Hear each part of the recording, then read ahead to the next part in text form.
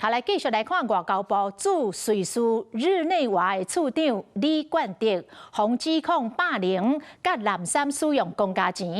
講去年世界衛生大會期間，為着要請國內3個立委食米其林大餐，害3個立委錯過班機，結果是加開上百萬的公家錢，訂買這個機票。事後閣甲外交部騙講是塞車的關係，敢有影安尼呢？外交部已經開始調查。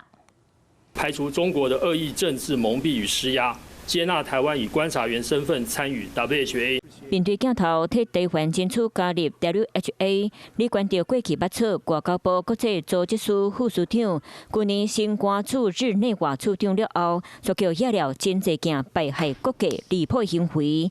這尾134頁的申訴書，第一案就是記載李冠德佇咧當地的高速公路磅空內底，在公務車超過36公里，達到瑞士刑稅追訴底限，可能叫警察吊扣駕照3個月。李冠德竟然拖8個月。未接司法調查，表甲瑞士警察佇咧今年初2擺向咱台灣的辦事處關心。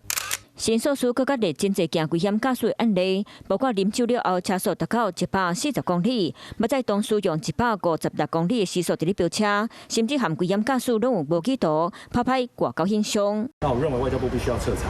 那如果有相關的違規事宜的話，務必要這個審處。李冠德叫檢舉的事件閣毋難遮的，申訴書指控伊到任以來濫收使用公款，侵害本港權益，欺負當事等等。去年 WHA 期間，李冠德敢若為着請王正旭、王玉品、劉淑萍3位立委做指導團，安排2頓米其林好料的飯食，互3個人錯過班機，開正百萬公家錢，閣訂買飛輪機票。落尾李冠德說只是當事，去甲外交部逼責講是塞車載袂赴。所以就利用時間跟我們做個小聚餐這樣。這個事情有所延誤了，當下您知道嗎？我們那個時候不知道。那個可能請你們問外交部，好不好？